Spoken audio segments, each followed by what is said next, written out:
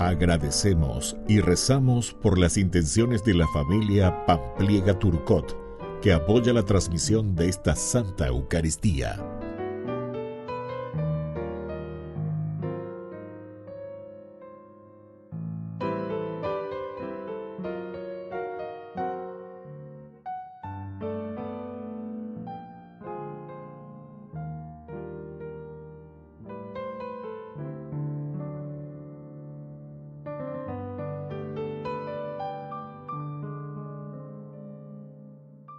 Queridos hermanos, bienvenidos a nuestra celebración.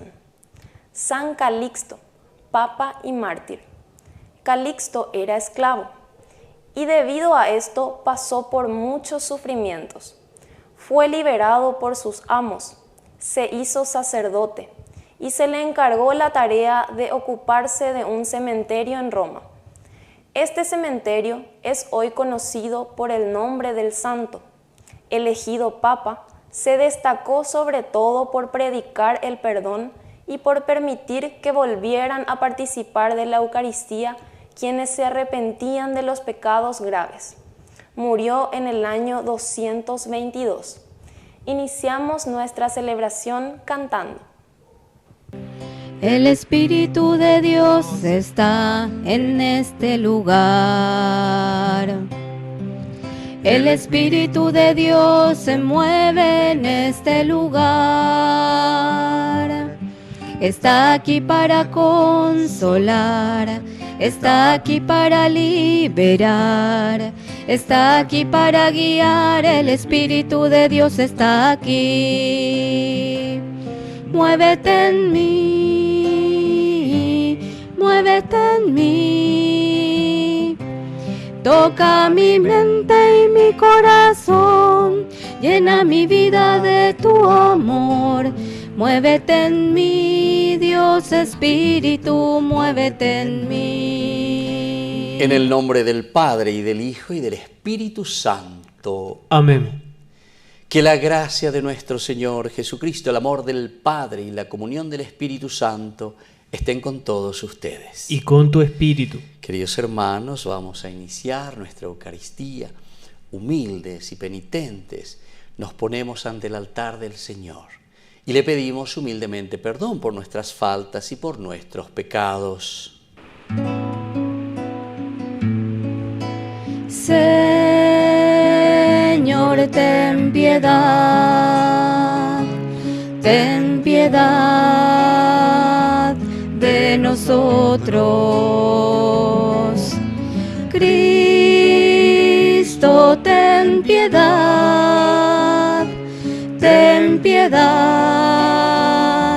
de nosotros.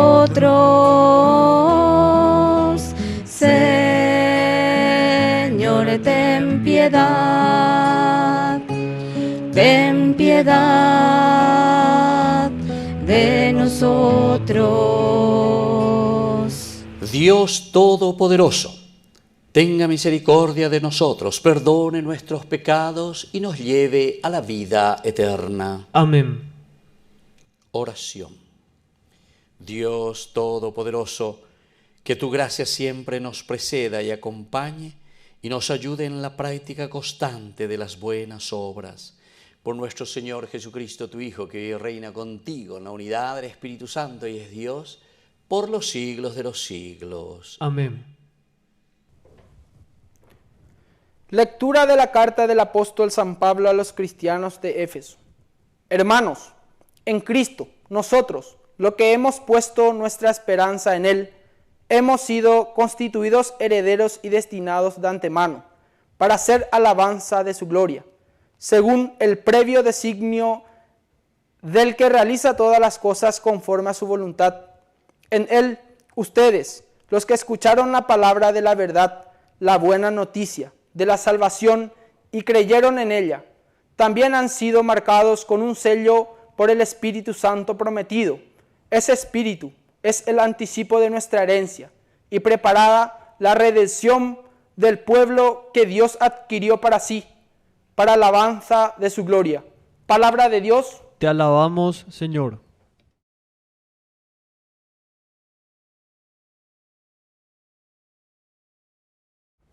Feliz el pueblo que el Señor eligió como herencia. Feliz el pueblo que el Señor eligió como herencia. Aclamen justos al Señor. Es propio de los buenos alabarlo. Alaben al Señor con la cítara. Toquen en su honor el arpa de 10 cuerdas. Feliz el pueblo que el Señor se eligió como herencia. Porque la palabra del Señor es recta y Él obra siempre con lealtad. Él ama la justicia y el derecho, y la tierra está llena de su amor. Feliz el pueblo que el Señor se eligió como herencia. Feliz la nación cuyo Dios es el Señor, el pueblo que Él se eligió como herencia. El Señor observa desde el cielo y contempla a todos los hombres. Feliz el pueblo que el Señor se eligió como herencia. Yo soy tu evangelio, Señor. Yo soy tu palabra viviente.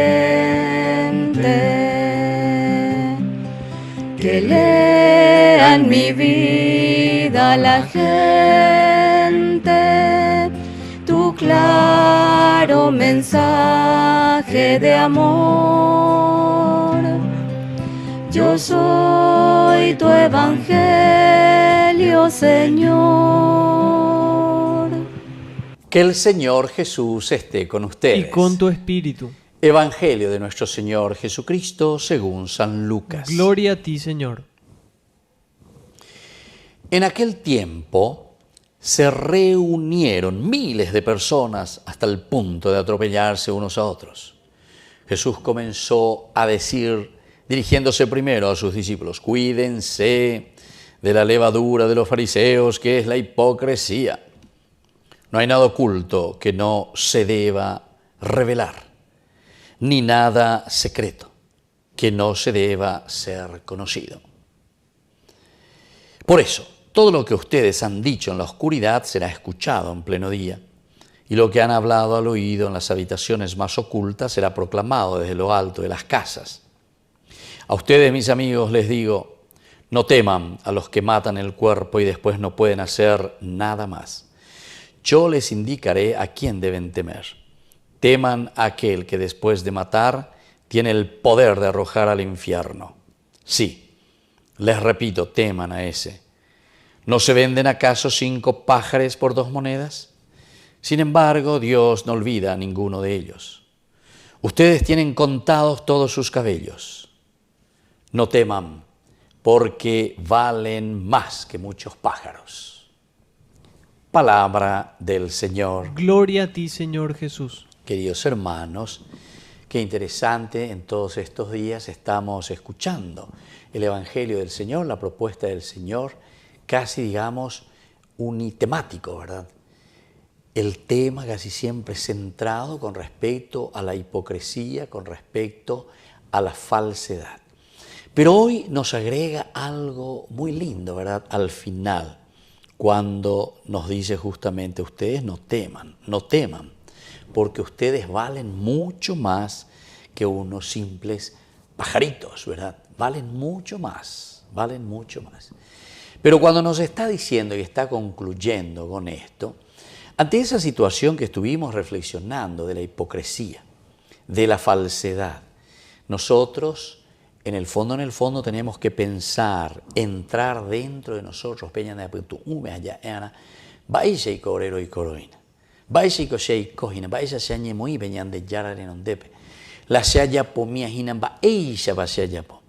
estoy convencido, me gusta, quiero, me esfuerzo, lucho, me empeño. Eso es lo que el Señor hoy nos está diciendo. Y por eso justamente nos dice, atención, ustedes mírense interiormente, sepan, conózcanse a ustedes. Porque ustedes imagina, queridos hermanos, es maravillosa la creación, es maravillosa la forma como Dios ha obrado en la creación, sobre todo del hombre, de nosotros. Todo es maravilloso, ciertamente, toda la creación está al servicio, ¿verdad? Pero al hombre, como dice el Salmo, ¿verdad?, lo puso por encima. ¿Quién es el hombre para que te acuerdes de él, el ser humano para que le des tanto poder, para que le des toda esta maravilla que pusiste en sus manos. ¿Y saben cuál es entonces lo elemental y lo fundamental, queridos hermanos? Esa conciencia, que nosotros podemos darnos cuenta de nuestras acciones, que nosotros tenemos la libertad, tenemos la inteligencia, la capacidad también de obrar, de accionar, la voluntad. Estos son los elementos que nos ayudan a nosotros entonces a vivir y a fortalecer todo lo que Él nos va regalando. Queridos hermanos, desde aquí entonces entendemos muy bien nuestro camino de fe. Desde aquí, queridos hermanos, nosotros podemos hacer este camino que el Señor nos va ofreciendo en el día a día. Por eso nos dice justamente, cuídense de la levadura de los fariseos, que es la hipocresía. Peñatendeque, anique oiko venderejeu peisabeis. Porque la hipocresía lo único que te lleva es a la falsedad. Porque quiere decir que vos sabés bien, vos conocés bien lo que estás haciendo, vos conocés bien cómo estás actuando, pero sin embargo después estás actuando de una manera hipócrita. El hipócrita quiere decir que hoy cuapona, oye esa cuapona, alleva, lo yapo jaina. Díganme, a ver, queridos hermanos, alguien que se va y te está coimeando, de picondere esa cuay que te está coimeando.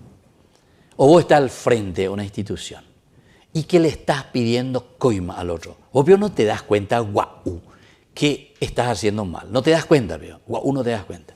No, padre, pero así es la vida, que esto hoy no podemos hacer. No, mentira. Porque si todos seguimos así, y eso es lo que está pasando cada vez más y cada vez más, entonces entra y hace parte de una cultura que es una cultura corrupta entonces. Y esa no es la cultura del Evangelio. Esa no es la propuesta del Evangelio. Entonces quiere decir, si no es la propuesta del Evangelio y nosotros no estamos viviendo esa propuesta del Evangelio, quiere decir que nosotros, queridos hermanos, discúlpenme, pero no somos cristianos entonces. No somos cristianos porque no vivimos de acuerdo a lo que el Señor nos está proponiendo. Vivir el cristianismo es vivir la propuesta del Evangelio. Si yo he caído, entonces reconozco, miro,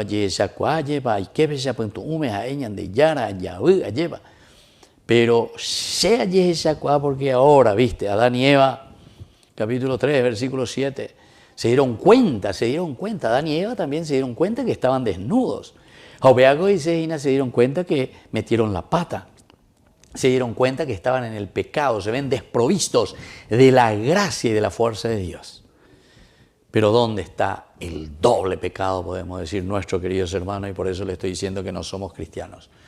Porque igualito que Adán y Eva, ya yeheshacuá, que estamos desnudos, ya yeheshacuá ñamondajagüe, da yayapoporanjajina, en cualquiera de los lugares donde nos encontramos, dentro de la iglesia, dentro de la capilla, dentro de nuestras instituciones, dentro del gobierno, de donde sea, porque en dereikuaina, que al final entonces nos estamos juntando para delinquir directamente. Y vos sabés muy bien, a tu conciencia no le vas a engañar. A mí me puede engañar, pero a la conciencia no lo vamos a engañar. Y la conciencia es cómo Dios nos habla y cómo Dios nos está diciendo las cosas. Bueno, y ante esta situación, el doble pecado que le estaba diciendo es que después Adán y Eva dice que se ponen taparrabos. Ponerse taparrabos significa, queridos hermanos, no afrontar la situación.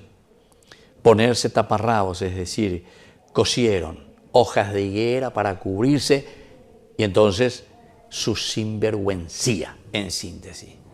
Además de pecadores, volvemos a lo segundo, ñanes sinvergüenza.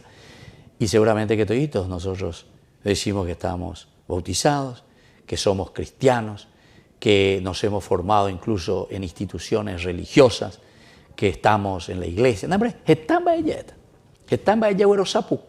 y vamos a enarbolar ahí, embanderarnos con esas cosas.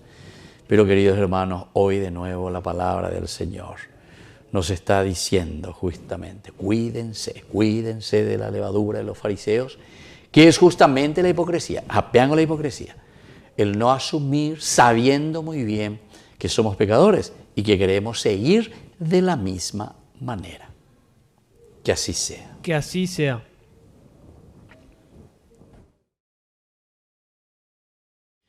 Queridos hermanos, presentemos ante el Señor todas nuestras intenciones. A cada intención respondemos: Señor, que seamos misericordiosos. Señor, que seamos misericordiosos. Por nuestra Iglesia, para que no tenga miedo de actuar con el espíritu del Evangelio y especialmente a favor de los pobres. Oremos al Señor. Señor, que seamos misericordiosos. Por nuestras autoridades del país, para que procuren actuar con honestidad y sin amenazas. Oremos al Señor. Señor, que seamos misericordiosos. Por todos nosotros, para que no tengamos miedo de compartir la verdad del Evangelio con todos los hombres, oremos al Señor. Señor, que seamos misericordiosos. Por nuestros difuntos, para que gocen la salvación por la misericordia del Dios Padre, oremos al Señor. Señor, que seamos misericordiosos. Padre de bondad, escucha todas estas intenciones que acabamos de presentarte por el mismo Jesucristo nuestro Señor. Amén. A veces te pregunto por qué yo, y solo me respondes porque quiero. Es un misterio grande que nos llames, así tal como somos a tu encuentro. Entonces redescubro una verdad. Mi vida y nuestra vida es tu tesoro. Se trata entonces solo de ofrecerte con todo nuestro amor esto que somos. Que te daremos,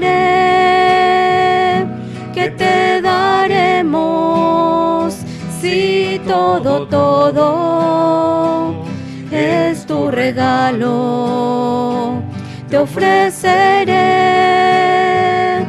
ofreceremos esto que somos, esto que soy, eso te doy. Bendito sea, Señor, Dios del universo, por este pan, fruto de la tierra y del trabajo del hombre que recibimos de tu generosidad y ahora te presentamos.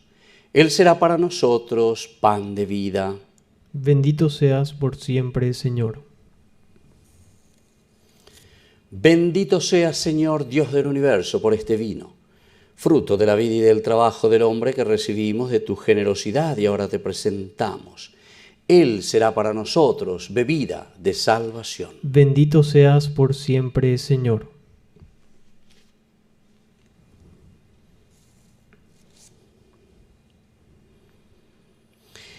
En el momento de ofrecer el sacrificio de toda la Iglesia, recemos a Dios Padre Todopoderoso. El Señor reciba de tus manos este sacrificio, para alabanza y gloria de su nombre, para nuestro bien y el de toda su santa Iglesia. Oración. Recibe, Señor, las oraciones de tus fieles junto con estas ofrendas. Haz que este sacrificio celebrado con amor nos lleve a la gloria del cielo, por Jesucristo nuestro Señor. Amén. Que el Señor Jesús esté con ustedes. Y con tu espíritu. Levantemos el corazón. Lo tenemos levantado hacia el Señor. Demos gracias al Señor nuestro Dios. Es justo y necesario. En verdad es justo y necesario. Es nuestro deber y salvación darte gracias siempre y en todo lugar, Señor Padre Santo, Dios Todopoderoso y Eterno.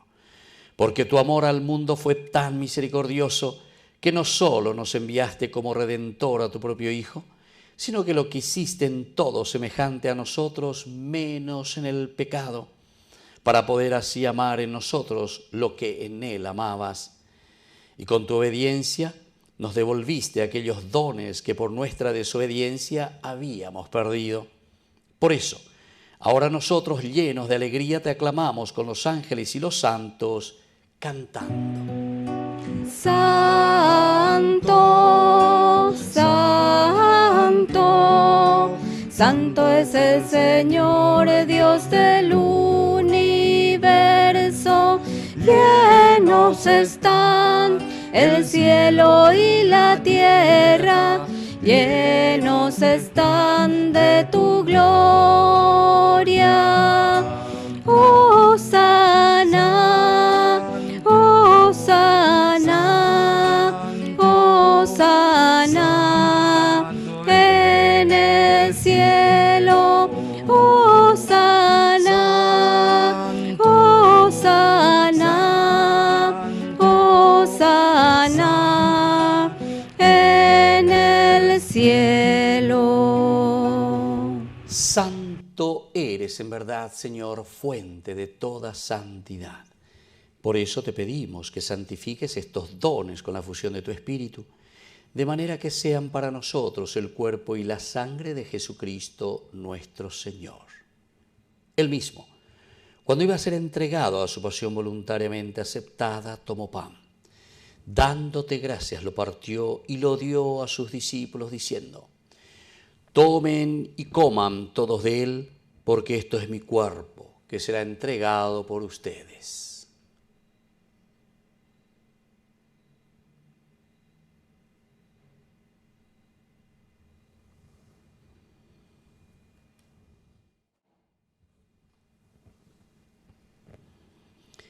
Del mismo modo, acabada la cena, tomó el cáliz.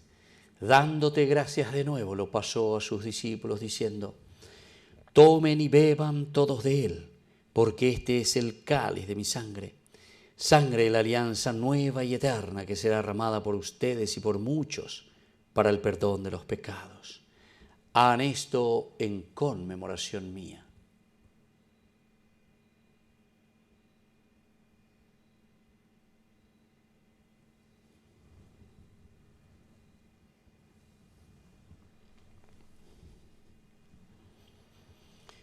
Queridos hermanos, este es el sacramento de nuestra fe. Anunciamos tu muerte, proclamamos tu resurrección. Ven, Señor Jesús. Así pues, Padre, al celebrar ahora el memorial de la muerte y resurrección de tu Hijo, te ofrecemos el pan de vida y el cáliz de salvación, y te damos gracias porque nos haces dignos de servirte en tu presencia.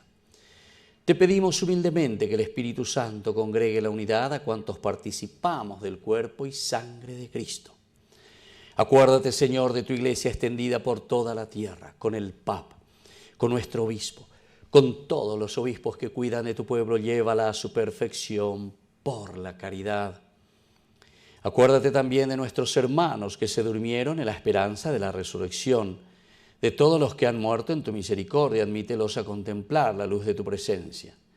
Y ten misericordia de todos nosotros, con María la Virgen, Madre de Dios, los apóstoles y cuantos vivieron en tu amistad a través de los tiempos, merezcamos por tu Hijo Jesucristo compartir la vida eterna y cantar tus alabanzas. Por Cristo, con Él y en Él, a ti Dios Padre Omnipotente, en la unidad del Espíritu Santo, todo honor y toda gloria por los siglos de los siglos. Amén. Y ahora, queridos hermanos, con mucha confianza decimos la oración que Jesús nos ha enseñado. Padre nuestro que estás en el cielo, santificado sea tu nombre. Venga a nosotros tu reino. Hágase tu voluntad en la tierra como en el cielo. Danos hoy nuestro pan de cada día. Perdona nuestras ofensas, como también nosotros perdonamos a los que nos ofenden. Y no nos dejes caer en la tentación, y líbranos del mal. Líbranos, Señor, de todos los males, y concédenos la paz en nuestros días, para que, ayudados siempre por tu gran amor y misericordia, vivamos libres, protegidos contra toda perturbación, mientras esperamos la gloriosa venida de nuestro Salvador Jesucristo. Tuyo es el reino, tuyo es el poder y la gloria por siempre, Señor. Señor Jesucristo, que dijiste a tus apóstoles y hoy nos dices a nosotros: mi paz les dejo, mi paz les doy. No tengas en cuenta nuestros pecados, sino la fe de tu Iglesia. Y conforme a tu Evangelio, concédele la paz y la unidad. Tú que vives y reinas por los siglos de los siglos. Amén. Que la paz del Señor esté siempre con ustedes. Y con tu espíritu. Cordero de Dios, que quitas el el pecado del mundo, ten piedad de nosotros. Cordero de Dios, que quitas el pecado del mundo, ten piedad de nosotros. Cordero de Dios, que quitas el pecado del mundo, danos la paz, danos la paz. Queridos hermanos, este es el Cordero de Dios que quita el pecado del mundo. Dichosos somos nosotros los invitados a la cena del Señor. Señor, no soy digno de que entres en mi casa, pero una palabra tuya bastará para sanarme. El cuerpo y la sangre de Cristo nos guarden a todos para la vida eterna. Amén. Amén. Oración de comunión espiritual. Creo, Jesús mío, que estás real y verdaderamente presente en el Santísimo Sacramento del altar. Te amo sobre todas las cosas y deseo recibirte en mi alma. No pudiendo hacerlo ahora sacramentalmente, ven al menos espiritualmente a mi corazón. Y como si ya te hubiese recibido, te abrazo y me uno del todo a ti. Señor, no permitas que jamás me aparte de ti. Amén. Cuánto he esperado este momento, cuánto he esperado que estuvieras así, cuánto he esperado que me hablaras, cuánto he esperado que vinieras a mí. Yo sé bien lo que has sufrido, yo sé bien lo que has llorado, yo sé bien lo que has vivido, pues de tu lado no me he ido. Pues nadie te ama como yo, pues nadie te ama como yo. Mira la cruz, esa es mi más grande prueba. Nadie te ama como yo, pues nadie te ama como yo, pues nadie te ama como yo. Mira la cruz, fue por ti, fue porque te amo. Nadie te ama como yo, como yo. Oración final. Padre, humildemente te pedimos que así como nos alimentas con el cuerpo y la sangre de tu Hijo, nos hagas partícipes de la naturaleza divina, por Jesucristo nuestro Señor. Amén. Que el Señor Jesús esté con ustedes. Y con tu espíritu. Y que la bendición de Dios omnipotente, el Padre, el Hijo y el Espíritu Santo descienda sobre cada uno de ustedes y permanezca para siempre. Amén. Queridos hermanos, vamos a dirigir nuestra oración a nuestra Madre, que es siempre auxiliadora de todo cristiano. Dios te salve María, llena eres de gracia, el Señor es contigo, bendita tú eres entre todas las mujeres, y bendito es el fruto de tu vientre Jesús. Santa María, Madre de Dios, ruega por nosotros pecadores, ahora y en la hora de nuestra muerte. Amén. hemos celebrado esta Eucaristía, podemos continuar en la paz del Señor. Demos gracias a Dios. Estamos vivos y vivimos, amarte es nuestro destino. Y aunque este viaje es distinto, no hay más que solo un camino. Llegar a vos, la la la la la, la la la la la, la la la la la la. Solo quedó hierba seca por donde antes pisamos.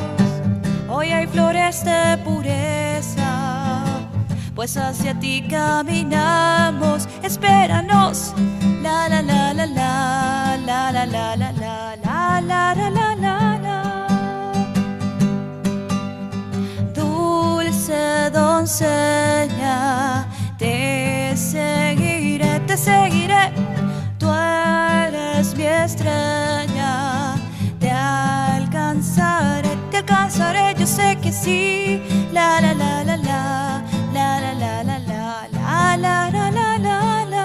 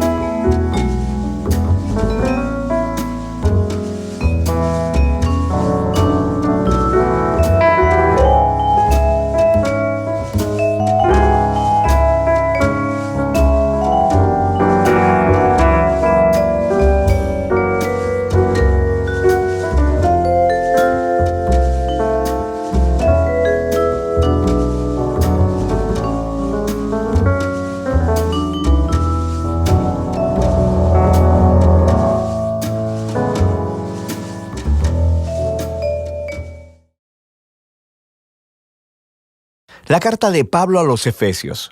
La historia de cómo Pablo llegó a la ciudad de Éfeso es realmente interesante. Puedes leerla en Hechos capítulo 19. Éfeso era una ciudad enorme, el epicentro de la adoración a la mayoría de los dioses griegos y romanos. En esta ciudad, Pablo tuvo una labor misionera realmente efectiva y muchas personas se convirtieron en seguidores de Jesús. Años más tarde, después de haber sido aprisionado por los romanos, Pablo escribió esta carta. El flujo de pensamiento en la carta se divide en dos mitades muy claras. En la primera mitad, Pablo explora la historia del Evangelio, cómo toda esta historia llega a su clímax en Jesús y en la creación de su comunidad multiétnica de seguidores. La segunda mitad de esta carta se enlaza con la primera con la palabra pues, y aquí Pablo explora cómo la narrativa del Evangelio debe afectar cada parte de nuestras vidas, a nivel personal, en nuestros vecindarios, comunidades y familias. Así que profundicemos para ver cómo Pablo desarrolla todos estos temas. El capítulo 1 se inicia como un hermoso poema al estilo judío, donde Pablo alaba a Dios Padre por las cosas asombrosas que ha hecho en Cristo Jesús. Desde la eternidad pasada, el Padre determinó elegir y bendecir a el pueblo del pacto. Recuerda aquí la familia de Abraham y a Génesis 12, versículos 1 al 3. Y a través de Jesús, ahora cualquier persona puede ser adoptada en esta familia.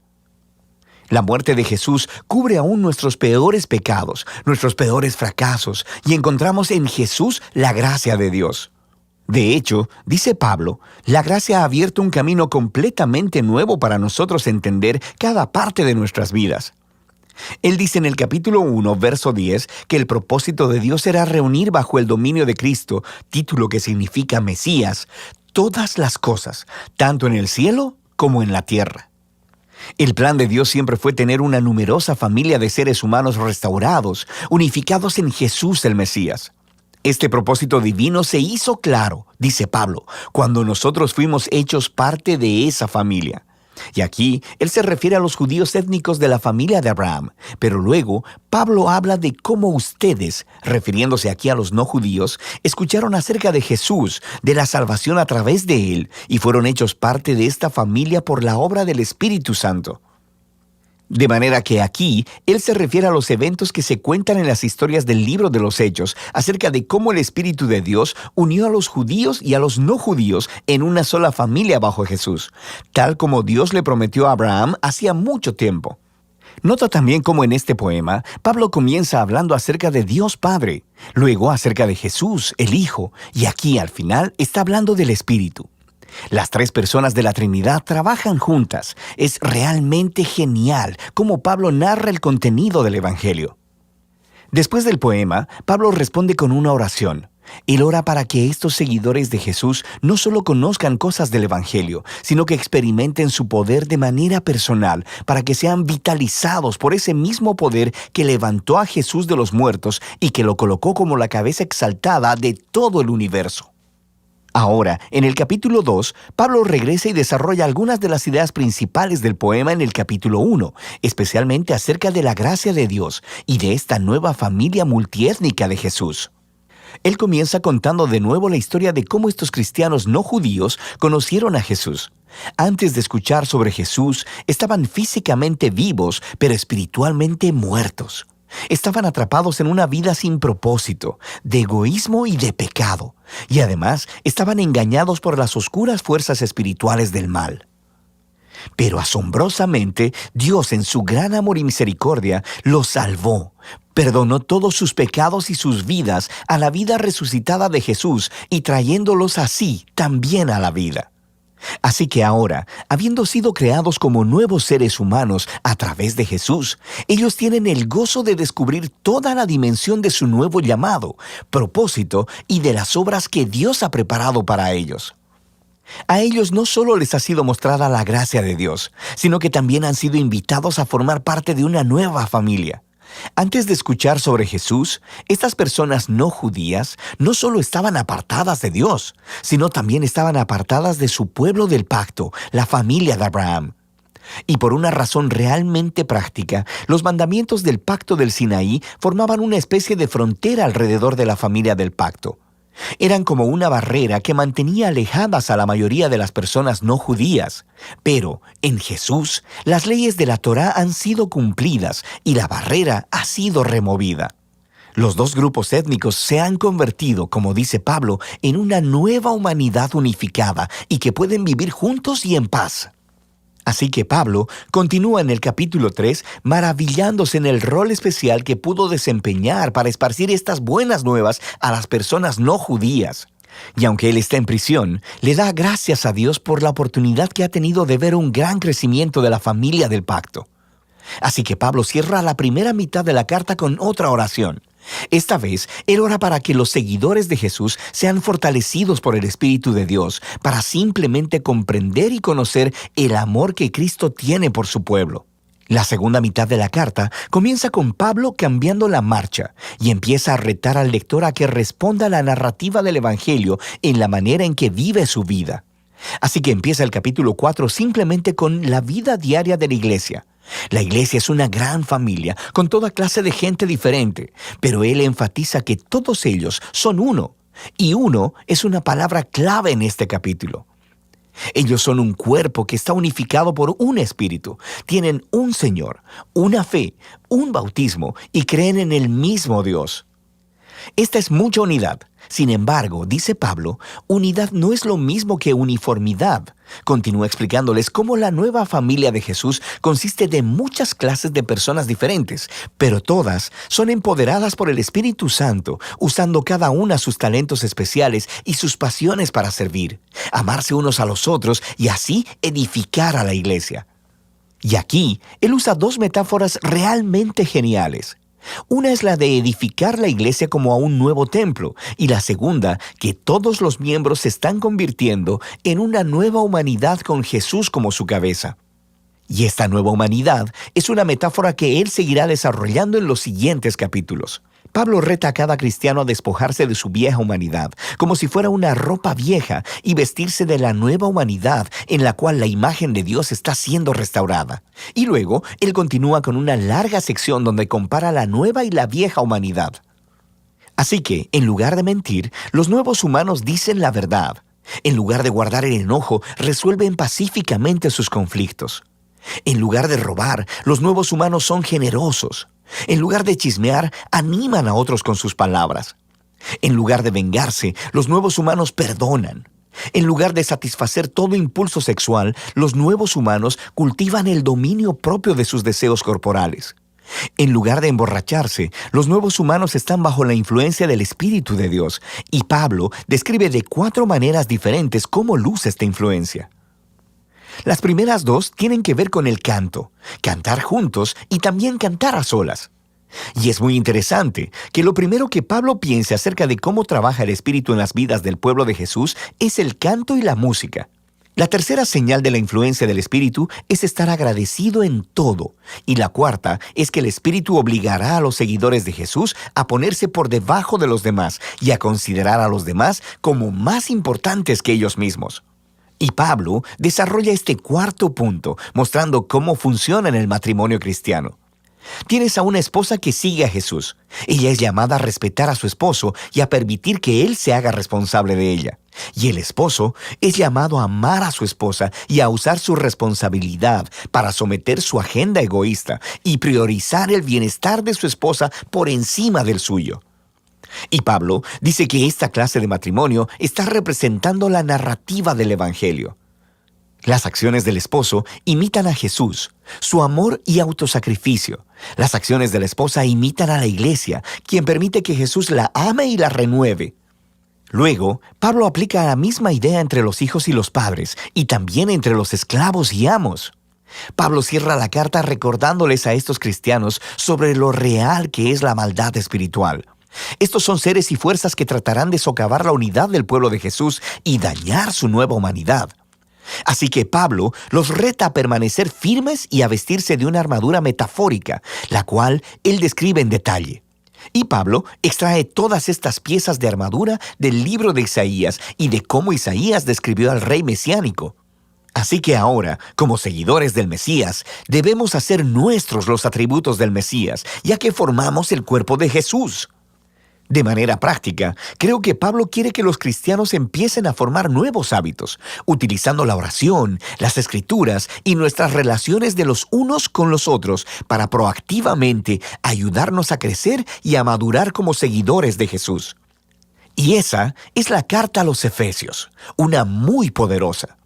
Es aquí donde Pablo resume toda la narrativa del Evangelio y muestra cómo esta narrativa debería moldear cada parte de la historia de nuestra vida.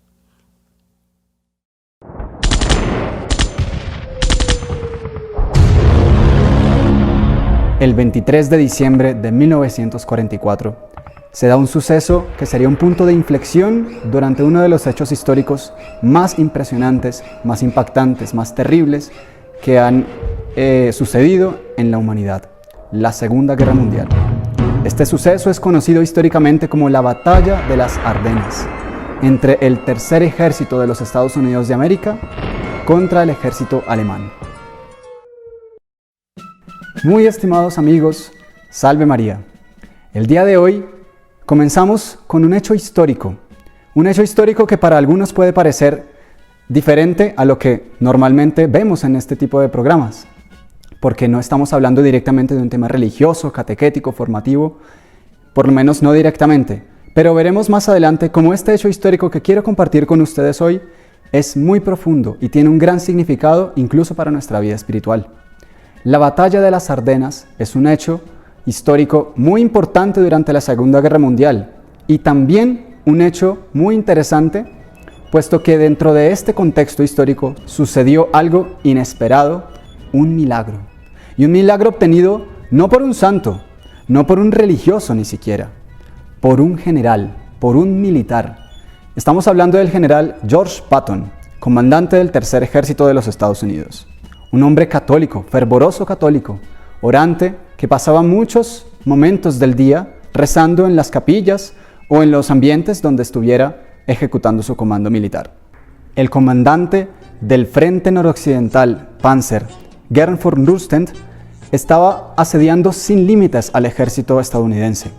Eran una gran dificultad para el general Patton, puesto que el ejército alemán asediaba con divisiones Panzer innumerables y cada vez el ejército americano se veía reducido en número y en municiones y también en suministros, lo que hacía que el ejército estuviese cada vez más debilitado. Además de esto, el general Patton contaba con un enemigo impensable, el clima. Un enemigo que no podía combatir con su propia fuerza, puesto que no podía hacer nada contra las lluvias y nevadas que incesantemente caían sobre sus divisiones militares. Este mal clima generaba una dificultad muy seria, porque no solamente los ejércitos no se podían mover, sino que además los suministros no podían llegar. El servicio de inteligencia de este general americano no podía verificar las posiciones enemigas y por tanto su planeación de ataques era muy difícil. Estamos en una región en Bélgica llamada Bastogne-Echternach y en esta región el invierno era especialmente crudo todos los años. Por supuesto, el general Patton no desanimaba y continuaba atacando sin cesar a los ejércitos enemigos. Hacía operaciones que parecían imposibles en ese momento y sin embargo era imposible obtener una victoria realmente importante sobre los ejércitos alemanes. El general Patton tomó una decisión. Decidió entonces hacer lo único que podía hacer en ese momento, que era acudir a aquel que todo lo puede. Recordemos que el general Patton era un hombre católico, muy fervoroso, muy orante. En el ducado de Luxemburgo se encontraba un hogar de ancianos que estaba sirviendo en ese momento de cuartel general para esta tercera división del ejército americano. En este lugar, Patton había instalado un salón de los mapas en el único lugar que era suficientemente amplio para justamente acomodar toda la parafernalia necesaria para la planeación militar que se ejecutaba en este salón. El único lugar apropiado fue la capilla. Era un curioso contraste, puesto que todos los elementos de la liturgia y de la oración, como imágenes religiosas, vitrales, velas, formaban un curioso contraste con los mapas, con las figuras militares que se encontraban sobre las mesas. Un curioso contraste que para algunos podría parecer contradictorio, puesto que la guerra evidentemente se opone a la oración en muchos sentidos, pero en este caso estamos hablando de un momento muy importante y muy grave para la historia de la humanidad, y era quizá un contraste hasta complementario, como veremos a continuación. El general Patton se dirige en ese momento después de un atento examen a los mapas que se encontraban sobre la mesa principal hacia una imagen muy bella de un Cristo crucificado. Se dirige hacia ella no solamente como un fiel católico, sino como un subalterno a su jefe inmediato. Decide entonces empezar una oración, y una oración que pasaría para la historia, una oración que quiero compartir con ustedes el día de hoy.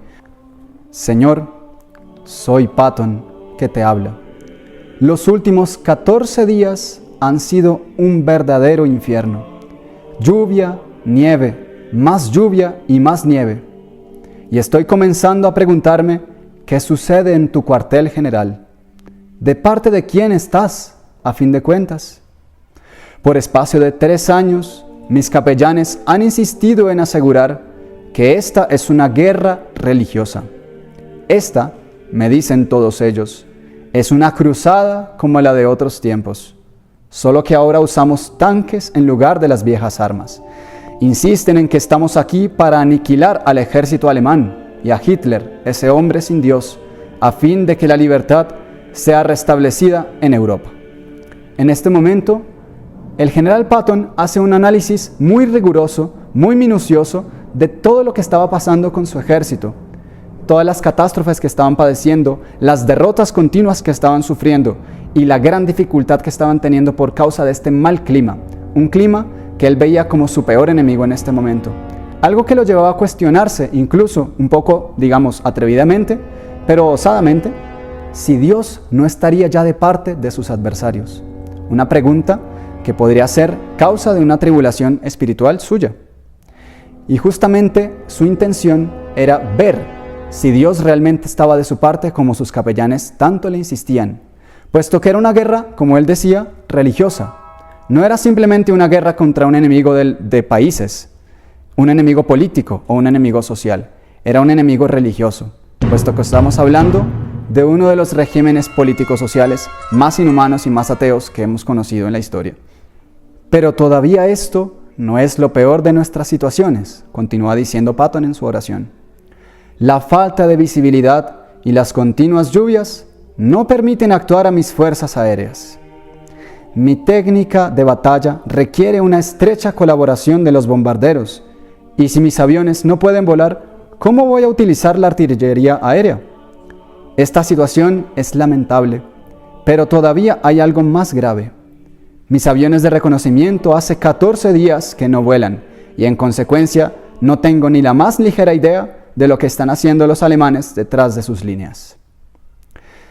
Ahora él comienza a hablar con una entonación un poco más firme, sin dejar la calma y sin dejar sobre todo el gran respeto dentro de su oración. Sin tu cooperación, desde el punto de vista del estado del tiempo, me veo privado de informes acerca de la posición de los ejércitos alemanes, y en estas condiciones, ¿cómo voy a dirigir con efectividad mis ataques? Posiblemente todo esto te parecerá irrazonable, pero lo cierto es que he perdido la paciencia con tus capellanes, que persisten en asegurar que este es un invierno típico de las Ardenas y que debo tener fe. Efectivamente, era un pedido de fe que le estaba siendo exigido a Patton, pero él estaba en una situación desesperada.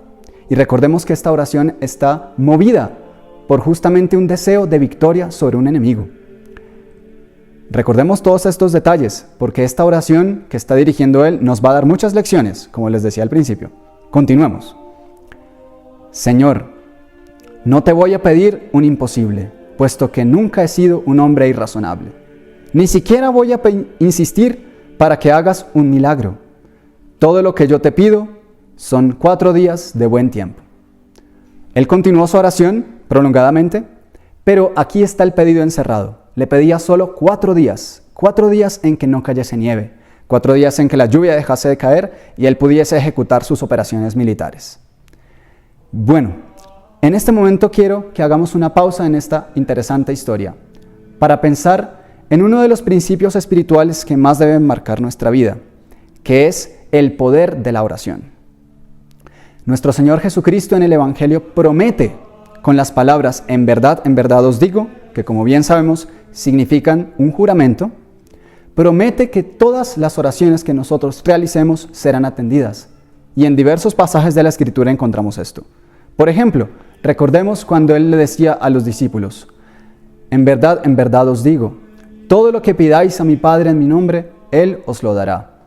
En otro pasaje también encontramos, si tuvieseis fe como un granito de mostaza, dirías a ese sicómoro, arráncate de ahí y plántate en el mar, y Él os obedecería. Y en tantísimos otros pasajes nuestro Señor promete que la oración es casi omnipotente, puesto que no es por nuestra fuerza que obtenemos las cosas que pedimos, sino porque Dios desea escuchar esa oración. Pero bueno, vamos a seguir con esta historia para relacionarla con este gran principio de nuestra vida espiritual. El general Patton concluye su oración con un suave amén y se dirige a la puerta de la capilla, donde estaba uno de sus capellanes. Evidentemente, como la oración había sido pronunciada en voz alta, este capellán no había perdido palabra de ella. Y una vez fue interrogado sobre este punto por el general Patton, el general le encomendó una misión para transmitirla a todos los soldados del frente de batalla que estaban bajo su comando en el mensaje de Navidad que les enviaría al día siguiente. Un mensaje que él tenía la costumbre de enviar año tras año y que en este caso quería que fuese también una oración que se elevase por 30.000 voces, uniéndose a la suya, para obtener de Dios este gran milagro. Efectivamente, el capellán así lo hizo. Redactó rápidamente un resumen que fue revisado por el propio general y fue enviado a todos los soldados. Al día siguiente, el 24 de diciembre de 1944, todos los soldados recibieron este mensaje y se unieron a la oración de su comandante. Y el efecto no se hizo esperar. La nieve y la lluvia pararon casi inmediatamente. Se despejó el cielo. Un sol generoso comenzó a secar poco a poco los lodazales que impedían el avance de los tanques. Un viento muy fuerte comenzó a disipar las nubes cargadas de lluvia. Durante 4 días, las operaciones militares que Patton deseaba realizar se ejecutaron sin ningún problema. Las incursiones, las exploraciones, el llevar suministros a sus soldados, todo esto fue posible. Y fue un milagro atestiguado no solo por él, sino por muchísimas otras voces. Todos sus soldados comentan exactamente lo mismo, y en las crónicas de la época encontramos muchísimos testimonios de que esto sucedió efectivamente. Al pasar de estos 4 días, el general Patton, el 27 de diciembre de 1944, tarde en la noche, muy cansado, se dirige a su capilla. Y se dirige exactamente al mismo crucifijo al que había dirigido tan ardiente oración 4 días antes. En esta oración, el general Patton, muy respetuoso y muy alegre, le dice al Señor: Señor, es Patton otra vez. Quiero comunicarte la total victoria del tercer ejército estadounidense. Entonces el general Patton comienza con todo detalle a contarle a su señor, el rey señor de los ejércitos, cada detalle de todas las victorias y todas las incursiones que había podido realizar durante estos 4 últimos días. Aquí está justamente la gran moraleja para nuestra vida espiritual. El poder de la oración de un general, unida a la de todos sus soldados, consiguió algo que parecía imposible y que efectivamente lo era: cambiar el clima durante 4 días para favorecer a un ejército. Este milagro, atestiguado, como decía, por muchísimas personas, nos muestra una gran lección para nuestra vida. Por más que nosotros no tengamos grandes dificultades, un enemigo militar al que enfrentar, tenemos muchas veces otros combates que ejecutar, y combates mucho más fuertes contra los enemigos de nuestra salvación. Si nosotros en esa lucha continuamente estamos rezando, obtendremos victorias impresionantes, milagrosas, incluso sobre la propia naturaleza, como es el caso de este gran héroe militar, George Patton, que consiguió este gran milagro con su oración. Concluyamos con un detalle muy interesante en esta historia. El general Patton reconoció un detalle muy interesante. Von Rundstedt tenía 2 planes de ataque. Uno, que fue el ejecutado por él, junto con otro, que era permanecer en su trinchera, muy bien defendida, donde posiblemente los aliados lo atacarían. Simplemente que este ataque no era tan ambicioso, y solo era posible realizar el otro ataque, el que realizó, debido al mal tiempo. Como que Dios le había dado la oportunidad a von Rundstedt de atacar a través de este mal clima que tanto Patton renegaba. Veámoslo en las propias palabras del general Patton. Señor, se me ocurre pensar que quizá tú estabas mucho mejor informado de la situación que yo, porque fue precisamente ese tiempo bestial que yo tanto maldecía que permitió al ejército alemán suicidarse en masa. Esto, Señor, es como una revelación del genio militar, y yo me inclino humildemente ante una superior mentalidad militar. Otra lección para nuestra vida espiritual. Muchas veces las contradicciones en nuestra vida y las dificultades son enviadas por Dios para suscitar un deseo de rezar, pero al mismo tiempo están favoreciendo una situación que va a ser favorable para nosotros y desfavorable para nuestros enemigos espirituales. Nunca perdamos esto de vista al realizar nuestras oraciones y pidamos con confianza todo lo que necesitemos, porque Dios está muy atento, esperando que nosotros recemos a Él, sabiendo que todo lo necesitamos de Él. Él está ansioso de recibir esa oración. Entonces, no dejemos de rezar nunca con la misma fe, con una fe más fervorosa incluso que la que tuvo este gran hombre de guerra que fue el general Patton. No olvides compartir este video con todos tus conocidos y amigos, para que esta gran lección de vida espiritual sea conocida por más personas y de ese modo podamos todos crecer en nuestra vida espiritual en este importante sentido que es la oración. Que Nuestra Señora los acompañe a todos. Salve María.